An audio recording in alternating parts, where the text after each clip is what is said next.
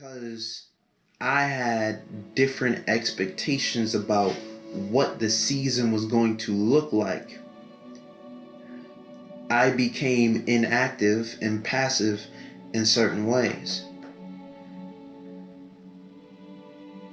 I didn't steward what God gave me as well as I could have.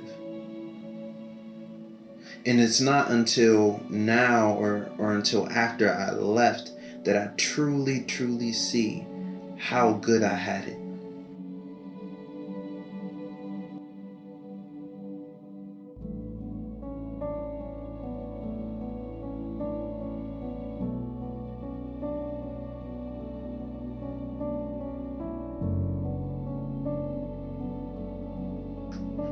Okay, so it's now fourth semester of college, and as I said in the story before this one, I decided I'm only doing 4 semesters. Graduate my associates, I'm gone. I'm in LA at this point, fourth semester, about to graduate. I am also in a relationship that is not working out. It's very toxic. On both sides. The relationship in itself was toxic. When it came to LA, my experiences got better. In my I feel like I had better experiences in my fourth than I did my third. Not to say that my third didn't have any, but I feel like I had more. However, I did not see myself continuing to live in LA, nor did I have the inclination like I did before when it came to doing the 2 semesters to stay there. So it's around December at this point, and I'm graduating first week of February. I don't know what I'm doing. I have no clue. And there's nothing really keeping me there. The only thing that will really keep me there is the relationship. But honestly, I think by the time I was going back to Philly for the holidays, we had already had a break, which is really like we just had some distance for like a day. And that was really it. Since we were roommates, me and the girl, there were a lot of moments where if our living situation was different, we probably would have broke up. But because we were roommates and we were having sex, that's what really kept us together, making things even more toxic. But by the time I'm going back to Philly, I'm ready to end this. I'm ready to end the relationship. I'm over it. So there's nothing keeping me there. I am now on the plane, headed to Philly. It's about a 4.5 5 hour plane ride. It's nighttime. Obviously, even in the daytime, you don't really know where you are unless you're looking at the thing that they have on the phones or on your laptops where you can see where the plane is. But I didn't do that. Also, I was flying on Spirit at the time. I don't even know if Spirit has that. Either way, I didn't look. So it's nighttime. I don't know where I am. But there was a point during this plane ride where something in me shifted. And somehow I knew that I was back on the East Coast. And I didn't have that I think that's the first time and the only time since then that I've had that experience. I had a similar experience when I went up to New York one of the days that I was on the East Coast, but not the same feeling, but a great one nonetheless. I'm in New York now, and unfortunately, a lot of the people that I went to school with had went home for the holidays, so they weren't. They were wherever, where they were with their families. And there was only one friend that I had at the time that was available. Um, so I was going to meet up with him, but I had some time before because I think he was about to work. He was going to work or whatever. So whatever the situation was, whatever the case was, I had some time, and I was walking. I think I was going to the gym, and I was walking down a very familiar street. It was the street that I would often take going to school, and it's not a. There's nothing grand about the street. It's just a normal street. um, but as I was walking, I started to feel a sense of peace that I had never felt before. Now, before I moved to LA, I had been in New York from October all the way to,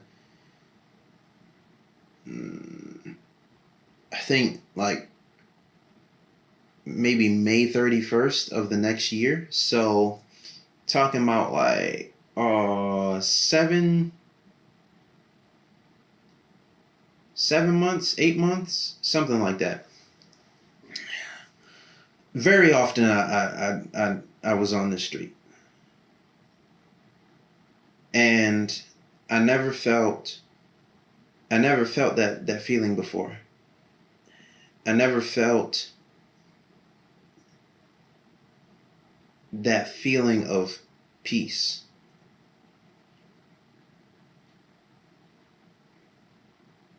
And and not only did it feel peaceful, what I know it now to be is peace. Peace and grace. At the time though, all I knew it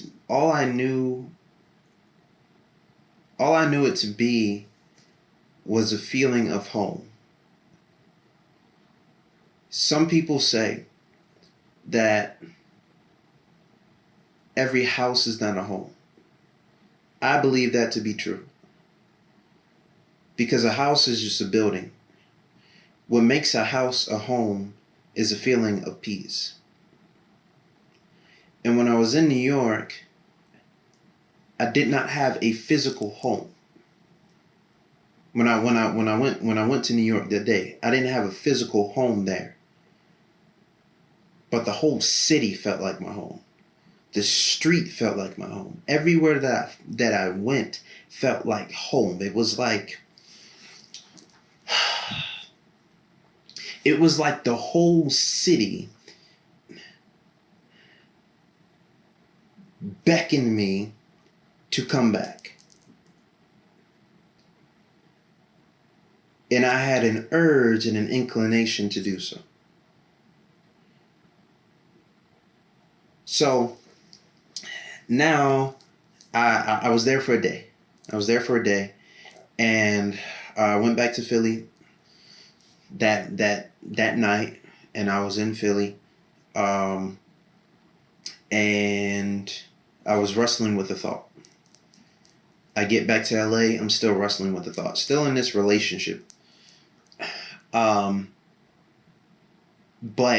by the time I got back to LA on that first day, I had made it up and made a decision that I was going to move back to New York.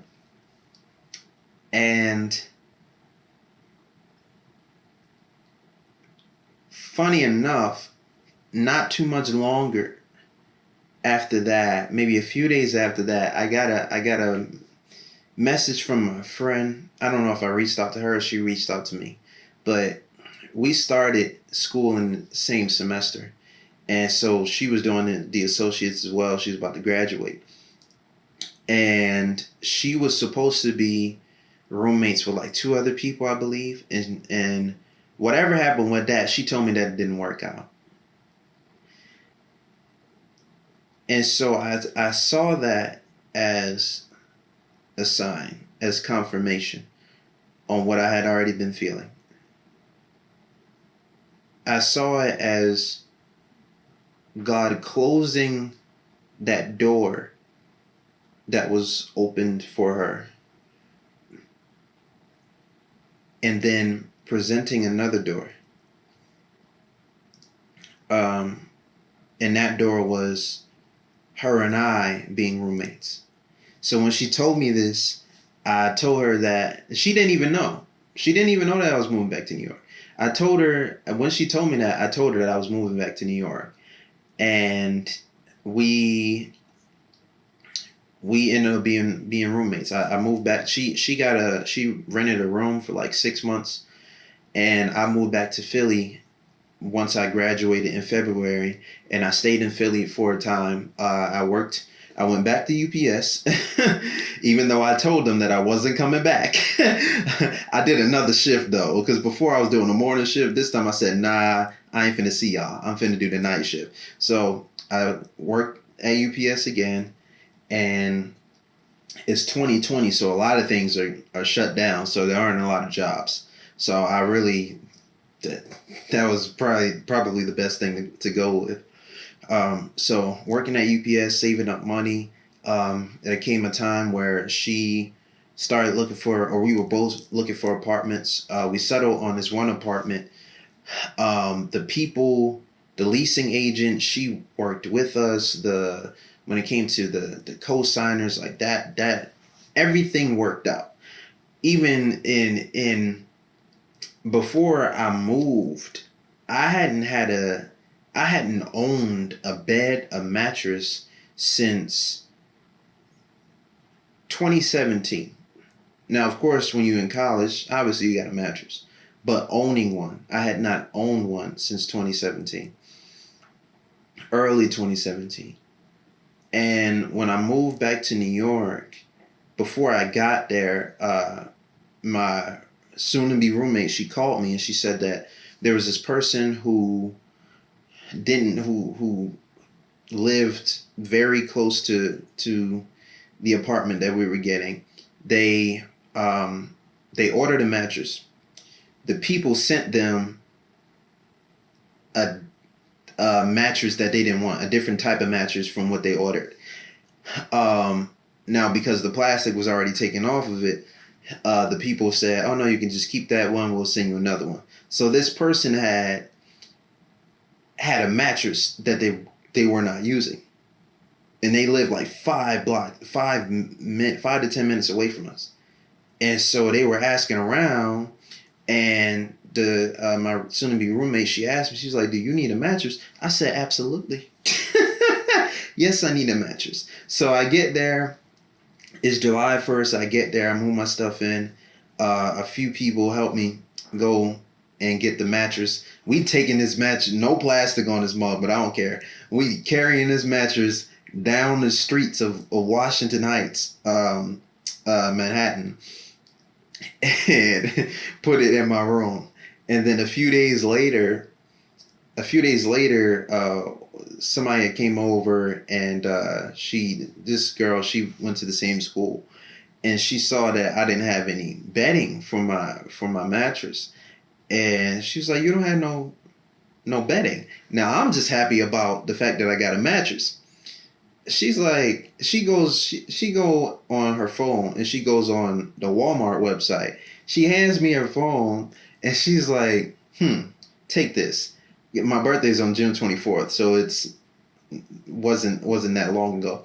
Wasn't that long ago from that time. So she's like, take this, pick which one you want. Let's just say it's a late birthday gift.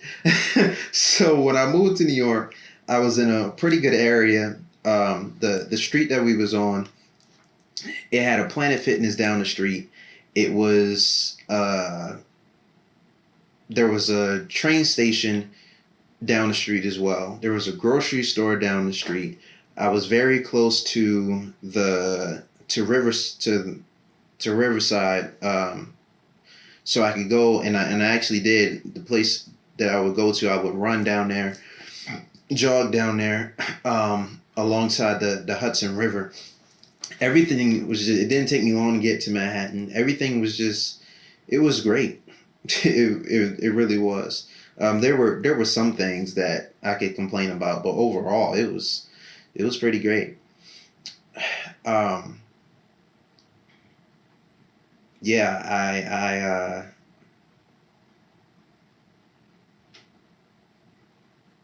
I had a home. I had a home. I had a home before I had a home. And what I mean by that is, when I went to New York, the grace, the peace that I felt was God's.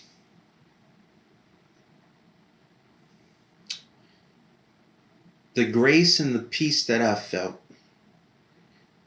was God's way of telling me that I was home.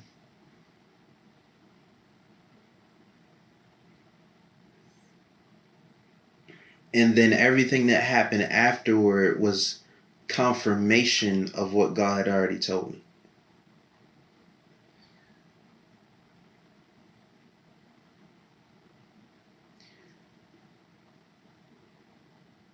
There are times, there have been times in my life, and I'm sure there are times in your life as well, where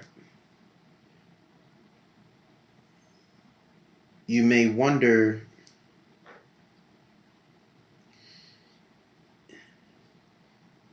you wrestle with where you are. Things may not seem like, now even though I had a lot of good things, like the neighborhood brought me a lot of good things at the time, I began to appreciate them more in hindsight. When I first got there and I looked at the neighborhood, I didn't it took me time to see how good I really had it. I was The feeling that I had when I visited New York was not the same feeling that I had when I moved into the place. When I moved into the place, when I got into that neighborhood, I ain't gonna hold you. Outside of, like, when I first got there, I was like, this it? Like, you sure? Like, I didn't make a mistake, right? Like, this really where we at. But as time went on, and especially the longer that I stayed there, I was there for a year. So the longer that I stayed there, especially when it got to the point where I was about to have to move again, I started to see. And even while I tell this story, I see I see it even more now of how good I really had it. Of how God's grace was there.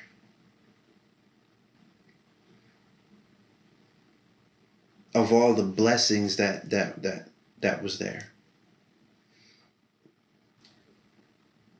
Sometimes it doesn't.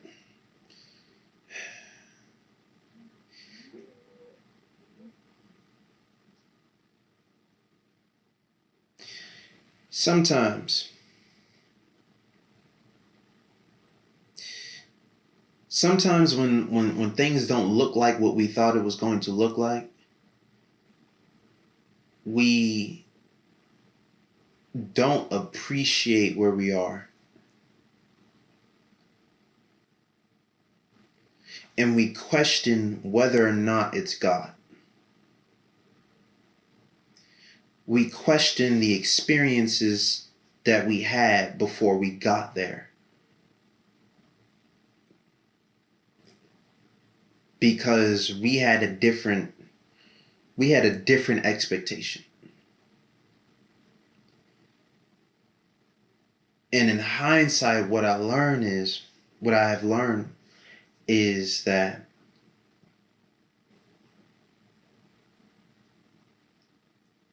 when we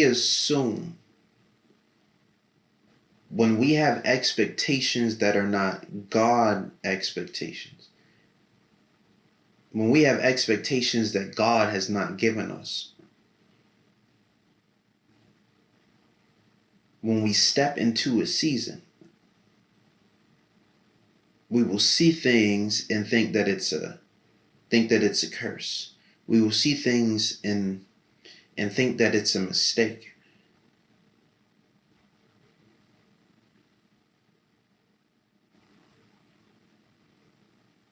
And we quickly forget about the feeling of grace.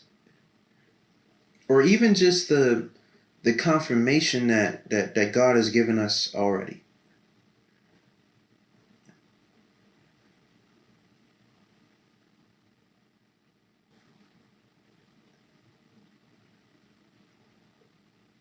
And it's dangerous.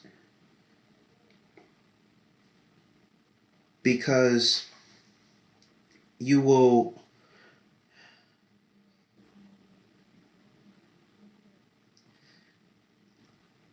it's almost like you'll let the season pass you by.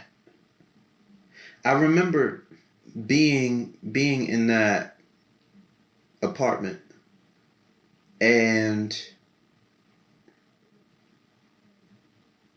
having problems, having issues that I did not address.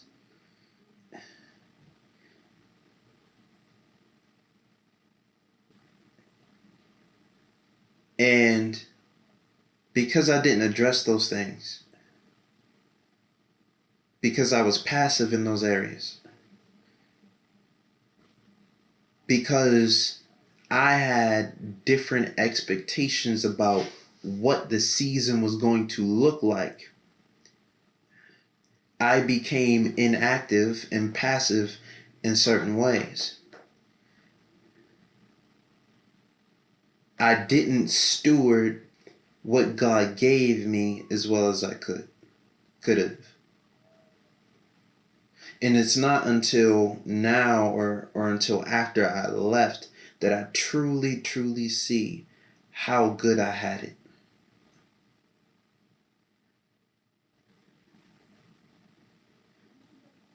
The feeling of grace will not always be there. But just because you don't always feel it does not mean that God is no longer there. Now, there are times when it will feel like it's time to go. But that's not always the case. Sometimes the reason why we feel like it's time to go is because of the wrong expectations. And it's not because God has actually moved on. I have stories, and I will tell you about those, of when I know for sure that God was moving, was transitioning. And when I was living there, I never had that feeling until towards the end. But I was always, because I wasn't appreciating where I was always looking forward to the next thing. Always looking forward to the next thing. Because I no longer had the feeling of grace. I was looking forward to the next thing. 6 months before. Always looking forward to it. To the point where I would go to other places in New York, and at times I would dread having to come back home.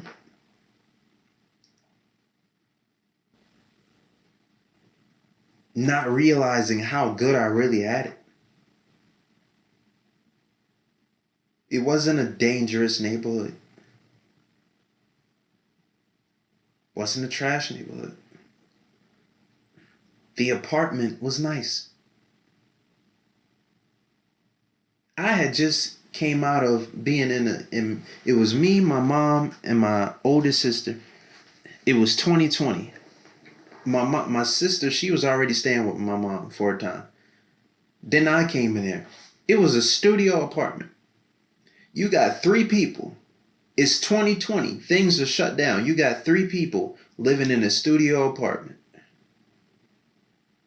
You would think that by me going from that to now having privacy, 2-bedroom apartment, nice living room, nice bedroom, nice bathroom, nice kitchen, everything is central to me. You would think that I would appreciate that. Every single day, wake up appreciating it. But because there were certain things that I didn't care for, because I had different expectations of what the place was going to look like, of what home was,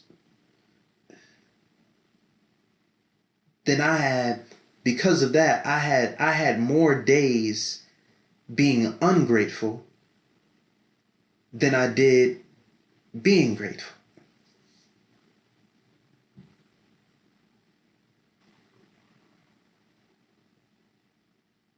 And I couldn't see that the grace was there the whole time. I didn't wake up every day having an understanding of the fact that the grace was there. Because it didn't, the feeling I didn't have that feeling since I visited New York. But I had so much evidence of grace every single day. The furniture, I didn't really have money. So the roommate that I had, her family got her furniture. So they got her a couch, they got her a dining table, a coffee table, a rug. All of the furniture in the living room was hers. I didn't have money to add to any of that.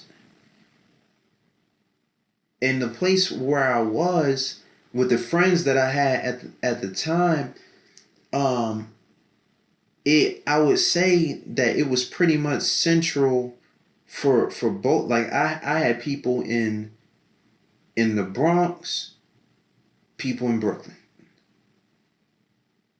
And so where they were, it was somewhat central for the both for all of them.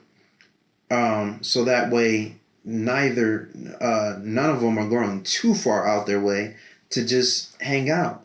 And there were times when we would just hang out around the neighborhood. Like there were so many places that I could go. In my neighborhood, like not go too far and just chill. Before I moved to Chicago, I was living with a friend of mine in Harlem, and where she lived was fairly close to where I was living in Washington Heights. And there was one day, the last few days of me being in New York, that I was walking, and it was in the morning, and I decided to walk down to the river and just take a walk over where I used to jog at. And this is, what was that, 2020, 2021. So this is 2022. It's 2022. Even the park itself, like there There were some times when I would appreciate that park, and there were other times when I didn't. Man, when I went over to that park, it's like I had a different level of appreciation for it. And it was just one of those moments once again where I realized, man, I had it really good. Even when I moved to the next place that I was at, I was like, oh, I had it really good. So the feeling of grace, the feeling of grace is real. When things feel like home, when it feels like you're supposed to be somewhere, when you have a feeling of peace, when you have a inclination, a divine inclination, a divine urge to do something. I believe that all to be a feeling of grace. There's a term that people say, you're graced for this, meaning that God will go with you on this. That's what that feeling means. So whether it be peace, whether it be inclination, urge, feeling of home, feeling of a feeling that you need to do this. That's what all that means. But then there's the evidence of grace. And when the feeling fails, or when the feeling is no longer there, that is what you must continue to look upon. The evidence of grace.